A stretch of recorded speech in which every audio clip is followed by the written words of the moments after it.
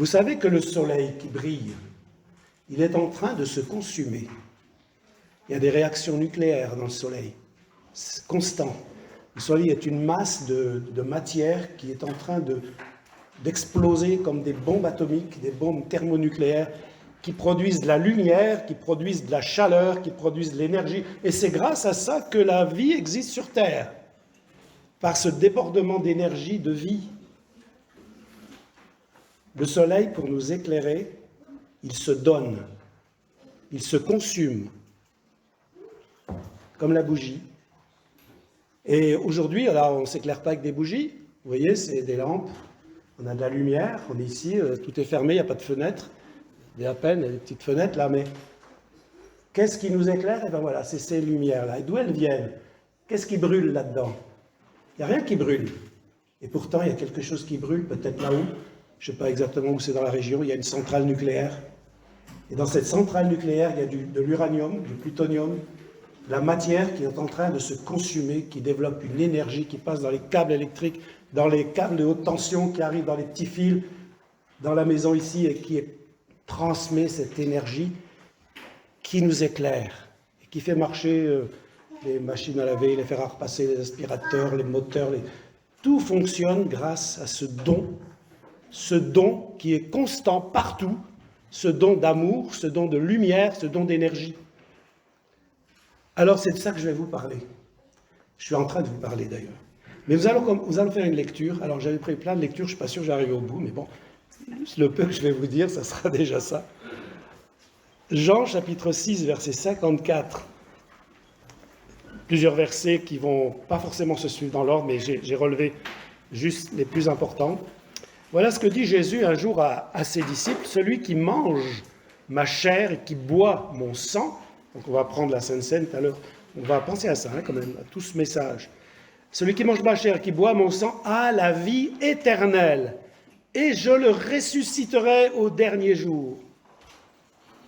Verset 56, celui qui mange ma chair et qui boit mon sang demeure en moi et je demeure en lui.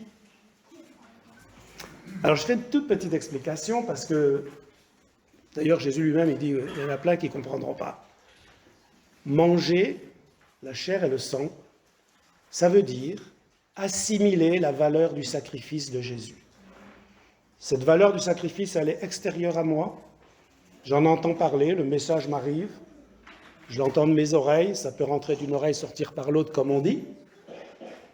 Mais en réalité, pour que ça puisse agir dans mon cœur, ce message, le sacrifice de Jésus, le don d'amour de Dieu qui a donné son Fils, tant que c'est extérieur, je dis ouais, c'est intéressant, c'est pas mal votre truc, hein, ouais, c'est sympa, de la belle musique, enfin, tout ce qu'on peut trouver dans une église où c'est beau, il y a de l'amour, il y a de la joie.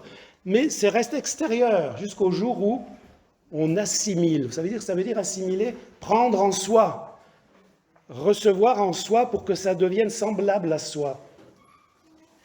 Donc recevoir, accueillir, prendre en soi, manger, consommer, ingurgiter, que ça devienne partie de soi.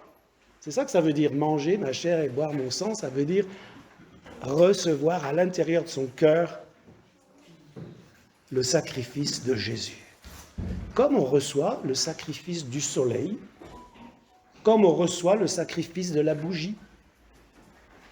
C'est en train de se consumer, de se fondre, et ça nous donne de l'amour, de l'énergie, de la joie, de la lumière. Ça vient d'un don, d'un sacrifice. Alors, quand Jésus a commencé à dire ces choses, au verset 60, plusieurs de ses disciples, après l'avoir entendu, dire « Cette parole est dure, qui peut l'écouter ?» Au verset 64, Jésus précise « Il en est parmi vous quelques-uns qui ne croient point. » Croire. Croire, c'est pas juste dire « Peut-être que c'est vrai, pourquoi pas ?» Vous savez, quand on est à l'école, on apprend des choses, mathématiques, géographie, histoire, français, on apprend plein de choses.